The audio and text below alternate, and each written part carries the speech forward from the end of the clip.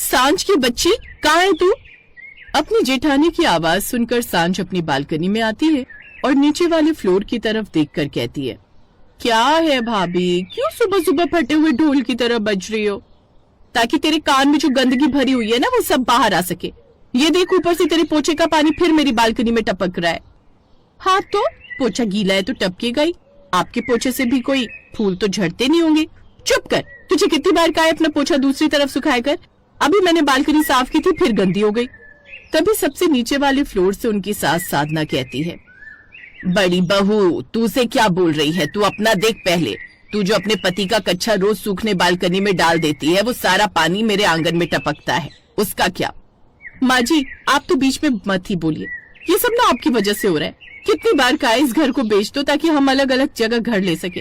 फिर कम से कम मुझे अपनी इस छिपकली देवरानी की शक्ल तो नहीं देखनी पड़ेगी।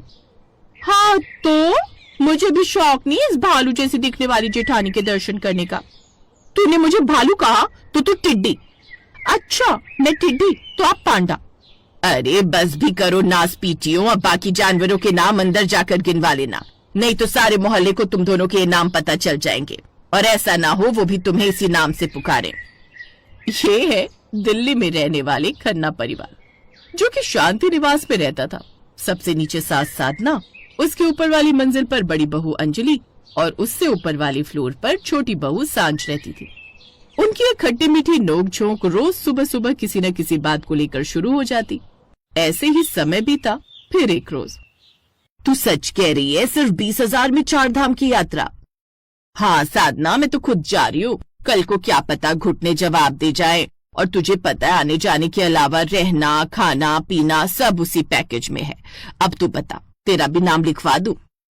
ले, नेकी और पूछ पूछ। तीर्थ यात्रा पर जाना तो मेरा भी कब से सपना था।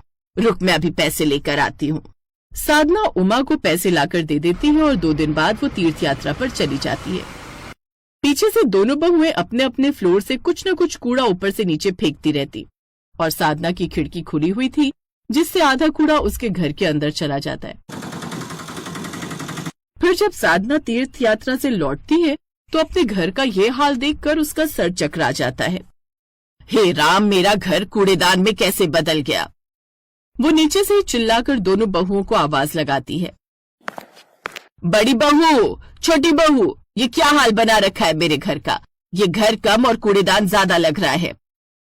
मुझे क्या पता माँ जी, इस सांड से पूछो, मैं तो उस दिन से नीचे उतरी नहीं। हाय, मुझसे क्या पूछो? आपकी तो आदत हो गई है जेठानी जी हर बात मेरे सर पर थोपने की। और वैसे ही माँ जी, हम तो नीचे उतरते भी नहीं थे। जो भी सब्जी चाहिए होती है वो हम ठेले वाले से बोलकर बाल्टी में डलवाकर ऊपर खींच लेते थे। अरे तो ये कूड़ा कितना फैला हुआ है, उसे तो साफ कर देती। आप मेरी तरफ देखकर मत बोलिए माँ जी, वैसे भी एक फ्लोर का काम तो मुझसे बड़ी मुश्किल से होता है। हाँ तो मेरी हालत तो आप देख ही रही हो, सूखी लकड़ी हो रखी हूँ। इतना काम करूंगी तो मैं तो गायब भी हो जाऊंगी ना। बस बहाने बनवा लो इनसे।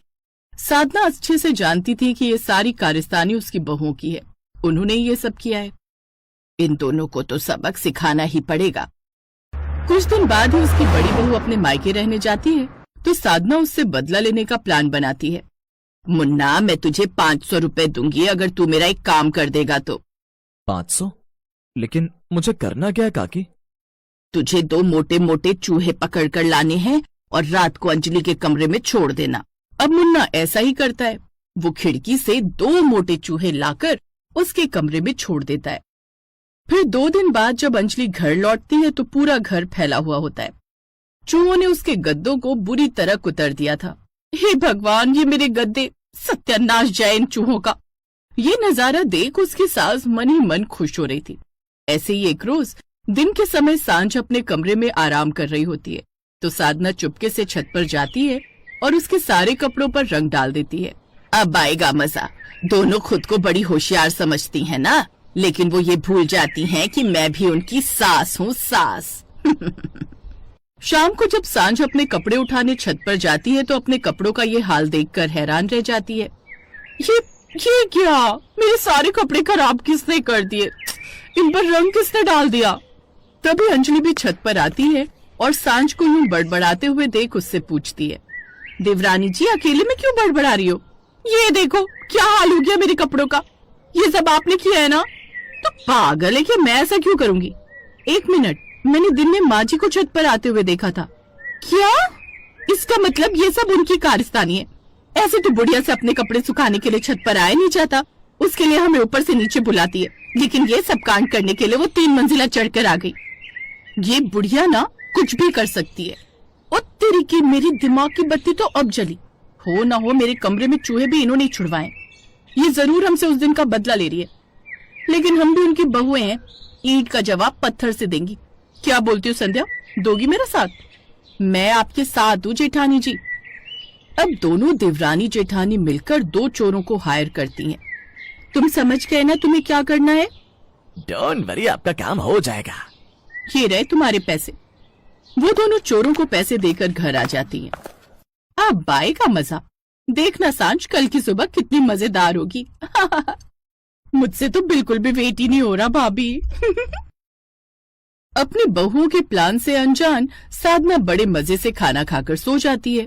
फिर आधी रात को वही 2 चोर शांति निवास पहुंचते हैं। घर का पता तो यही है, शांति निवास, लेकिन यहाँ तो 3 फ्लोर हैं। कौन से में जाना है ये तो उन्होंने बताया ही नहीं। ऐसा करते हैं, ऊपर वाले फ्लोर पर चलते हैं। दोनों चोर ऊपर वाले फ्लोर पर चले जाते हैं और सांझ के किचन के सारे बर्तन चुराकर एक बोरी में भर लेते हैं। लेकिन जैसे ही वो नीचे वाले फ्लोर पर आते हैं तो एक किचन वहाँ भी होता है। अरे, एक किचन तो यहाँ भी है, बड़ा कंफ्यूजन है, कौन से फ्लोर के बर्तन चुराने हैं। उस्ताद, मैं तो कहता हूँ इसे भी लगे हाथ साफ ही कर लेते हैं। वैसे भी जितना ज्यादा माल अपने हाथ लगेगा उतना ही हमारा फायदा है। अब वो दोनों अंजलि की रसोई के सारे बर्तन भी चुरा लेते हैं और इसी तरह नीचे आते वक्त साधना के बर्तन भी चुरा लेते हैं। फिर अगली सुबह साधना जब अपने लिए चाय बनाने के लिए रसोई में जाती है तो वहाँ का नजारा देख हैरान रह जाती है। हे राम, मेरे सारे बर्तन कहाँ गए? ऊपर अपनी सास की आवाज सुनकर अंजलि और सांझ खुश हो रही थी। लगता है काम हो गया। अच्छा, पहले आराम से कॉफी पीते, फिर चलते नीचे सासू माँ का हाल चाल जानने। हाँ तो रुक, मैं बना कर लाती हूँ। लेकिन जैसे ही अंजलि अपने किचन में जाती है तो उसके सारे बर्तन भी चोरी हो चुके थे। हे भगवान, मैं लुट गई, मैं बर्बाद हो गई। उसकी आवाज सुनकर सांझ रसोई में आती है। हम उन चोरों को फ्लोर बताना तो भूल ही गए थे सांझ। हमने तो बस ये बोला था कि बर्तन चुराने, लेकिन कौन से फ्लोर के चुराने ये बताना तो भूल ही गए। इसीलिए उन्होंने तीनों ही फ्लोर साफ कर दिए। उनकी ये बातें पीछे खड़ी साधना और घर के बाकी सभी लोग सुन लेते हैं। नास पीटियों, ये सब तुम्हारा किया धरा है। तुम मेरे बर्तन चोरी करवाना चाहती थी तो आप कौन सा दूध की धुली है? आपने भी तो मेरे कमरे में चूहे छोड़े थे, और मेरे कपड़े वो भी आपने खराब किए थे ना। ये सुनकर साधना चुप हो जाती है। तभी उसका बड़ा बेटा कहता है, ये सब ना आप तीनों की चिकचिकबाजी से हुआ है। जब देखो तब तीनों लड़ती रहती हो। अब हो गया ना तुम्हारा ससुराल बिना बर्तन का ससुराल। अब बनाओ चाय कॉफी का भी होगी और खाना का खाओगी। मोहित, चलो हम बच्चों और पिताजी को लेकर बाहर खाना खाने चलते हैं, और तुम तीनों बनाओ खाना बिना बर्तन के ससुराल में। अब दोनों भाई अपने बच्चों और पिता के साथ बाहर खाना खाने चले जाते हैं और वो तीनों सास बहू सर पकड़कर वहीं बैठ जाती हैं।